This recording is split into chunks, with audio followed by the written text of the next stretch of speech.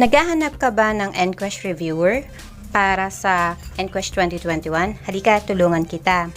Sa iyong FB account, i-type mo lang sa search tab yung NQuest 2021 online reviewer. Piliin mo yung may green na langgam, then hit like, then send me a message. Ganun ka simple, magre-respond ako agad sa'yo. Good luck! Subscribe ka na rin dito sa ating YouTube channel para updated ka lagi ng mga bagong videos, karagdagang pang-review. Pindutin mo na rin itong description para makita mo yung pang link ng mga videos natin. Good luck! Tara, review na tayo! The teacher whom you designated as property custodian approached your office complaining about his teaching loads. He also mentioned that his friend, a designated property custodian in another school, does not have teaching loads. As a school head, the following can be your responses except for one. Which could it be? A. Explain that you designated him only as part-time property custodian, since your number of teachers is just enough to handle classes. B. Explain that you designated him as part-time property custodian, since the school enrollment is less than 2,000. C. Explain that you designated him as part-time property custodian and it's your discretion as principal to assign teaching loads as per RA 9155. D. Explain that you designated him as part-time property custodian and it is just right to assign him up to 4 teaching loads. Ano sa tingin mo ang tamang sagot? Bago natin sagutan ang tanong, basahin muna natin itong PPSSH framework na may ikalawang domain na Managing School Operations and Resources na unang strand ay Record Management. Bago natin sagutan ang tanong, basahin muna natin itong DepEd Memorandum No. 328 Series of 2009, Guidelines on the Grant of Vacation Service Credit to Teachers Designated as District or School Property Custodians. Mapapansin nyo, medyo malabo na yung ating nakuwang memorandum kasi noong 2009 pa siya. Mada-download nyo ang file na to sa DepEd website mismo or pwede rin naman na ilalagay ko nga pala ito sa ating drive para may additional readings kayo. So, ang sinabi dito na ang property custodian, designated property custodian, perform among others important workloads that includes receipt, issuance, and maintenance and safekeeping of school materials and equipment and other properties and facilities of the school. Naku, napakalaki ng kanyang trabaho. They also conduct and maintain the inventory and properties and prepare the required reports. Ito isa sa mga laking trabaho talaga na designation sa school. Napakalaking trabaho kasi lahat na natatanggap na school dumadaan sa kanya. And then, binanggit nga dito yung guidelines. Ano nga ba? O ikaw ang school head, paano ka nga ba at ano nga ba ang dapat mong gawin kapag nag-designate ka ng teacher bilang property custodian?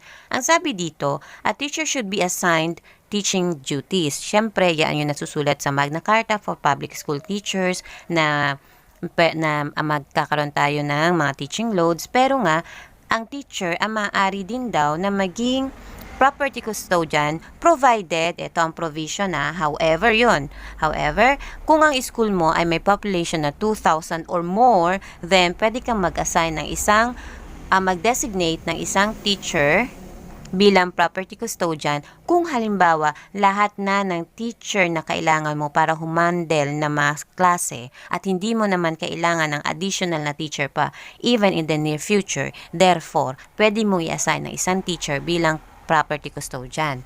Parang lumalabas na siya ay excess. Malinaw yun Pwede kang maglagay mag-designate ng property custodian yung isang teacher mo provided na siya ay wala kang maibibigay sa kanya na teaching load kasi nakumpleto na yung mag-handle ng mga klase. Sabi nga dito, since designated property custodian function perform solely non-teaching functions. Therefore, ano na mangyayari? Ano nang magiging sitwasyon niya?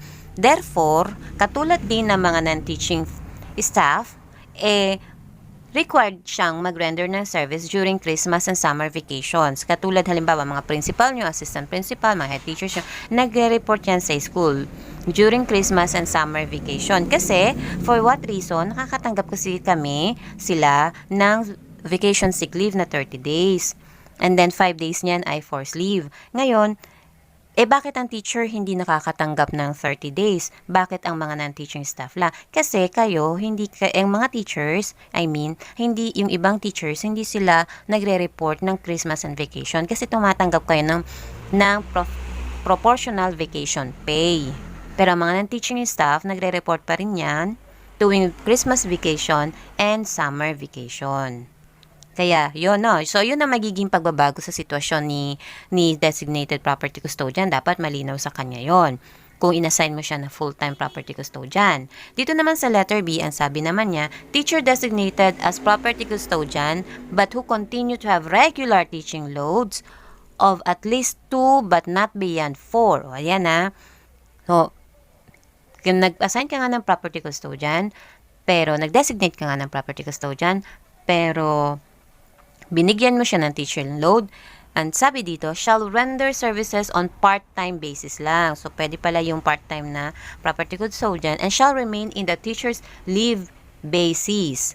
Any work done within the school premises in excess of 8 hours during the regular school days shall be given additional compensation or overtime pay. So,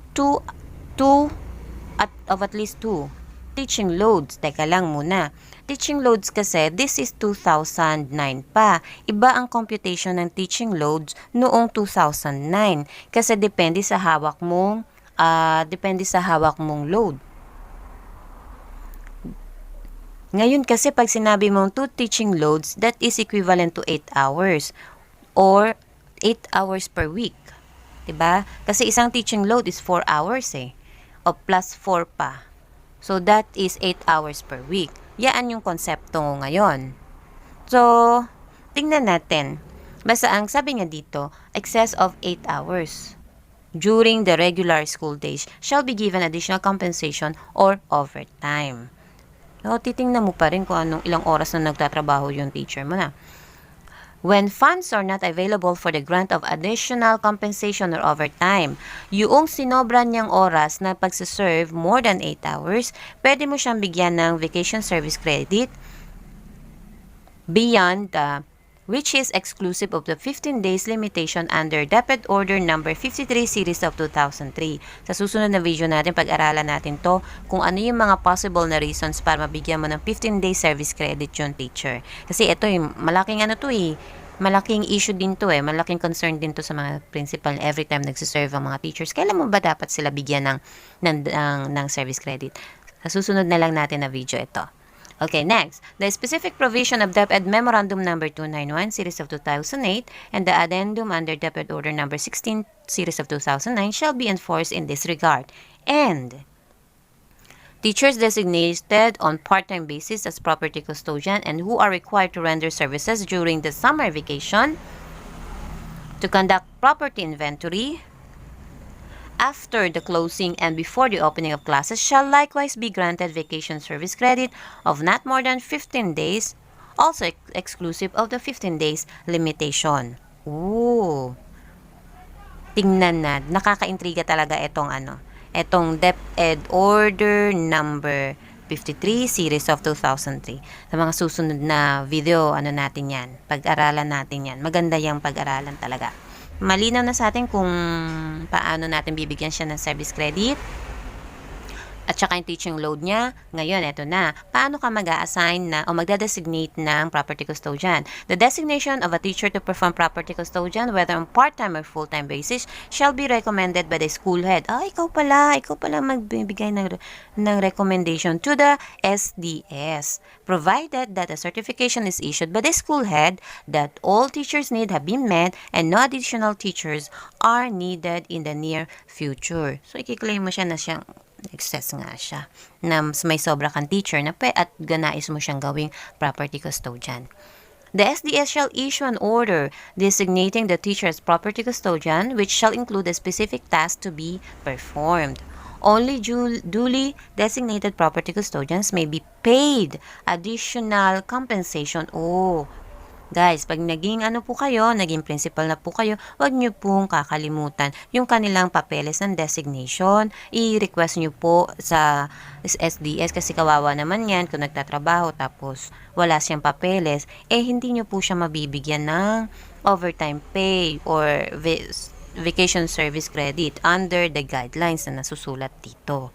Na mainam po na meron nga siyang designation talaga, may papeles siya na ina-assign nyo siya and with the permit ng SDS na designated siya as property custodian. The school head shall submit to the SDS. O ayan po wag niyo pong kakalimutan. Yan po ang trabaho ninyo. To the SDS, the request for the grant of vacation service credit, clearly indicating the total number of days served by the designated property custodian during the summer vacation, together with the duly signed daily time record for approval and the discretion to determine the allowable number of vacation service credit that may be allowed is vested with the SDS. O in other word, though nagpa-function siya, na-designate mo siya, approve na siya, still, mag-approve pala ng kung ilang service credit ang SDS. Now I know. Okay, this is really good. I like this, I like this reference. So, balikan po natin yung ating tanong, no? Kung ito ang pinili mo sagot na exception at sinasabi mo sa akin na kahit na sakto lang ang teachers sa class sa school mo, hindi pa rin dapat na binigyan ng teaching load ang property custodian. Kasi may trabaho siya na mabigat gawin. Kaya dapat kahit sakto lang yung teacher na yan, tanggalan pa rin siya ng teaching load at ibigay sa iba kahit na mag-overload na yung ibang teacher. Kaya, do you think that reasoning is correct? It's not. Kaya, hindi tama ang option na to. Pag ang pinili mo namang exception ay ang letter B, ibig sabihin, sinasabi mo na kahit nga hindi umabot ng 2,000 yung enrollment mo sa school, still malaki pa rin yung enrollment mo. Kaya marami kang mga facilities, marami kang mga natatanggap na supplies, marami kang mga natatanggap na equipment. Kaya dapat lang talaga hindi bigyan ng teaching load itong yung property custodian. Namang letter D ang pinili mo exception, ibig sabihin, sinasabi mo sa akin na mabigat na nga yung trabaho ng property custodian, bibigyan mo pa ng hanggang 4 na teaching load. Ano yun? Kakayanin pa ba niya yun? Hindi kaya yun. Maaring itong letter C ay hindi mo pinili bilang exception dahil isang maaring maka-impluwensya sa'yo ay yung salitang RA 9155. At meron din diyan sinasabi na discretion ng isang principal ang pagbibigay ng teaching load. Kaya iisipin mo na tama ito, na hindi dapat ito matanggal sa magiging katwiran ng principal sa nagrereklamong property custodian. But in fact, ito ay hindi mo dapat gamiting depensa sa nagrereklamong property custodian dahil walang nasusulat doon sa DepEd memorandum na binasa natin na diskresyon ng principal ang pagbibigay ng teaching load sa kanyang designated property custodian. Malinaw ang pagkakabanggit kung sino ang dapat nabigyan ng teaching load at ilan ang teaching load na kanyang dapat matanggap. Kaya ang sagot sa ating tanong ay letter C. Sa tanong na to, nasubok natin kung paano ka pumipili ng sagot. Ito ba'y binabase mo sa iyong opinion o binabase mo sa mga nababasa mong DepEd order? Nakita natin na kung ang iyong pagbabasihan ay iyong opinion, malaki ang tsansa na ikaw ay magkakamali sa pagpili ng sagot. Sa huli, ang aking paalala, magbasa, magbasa, at magbasa para masigurado ang pagpasa sa NQuest 2021. Good luck!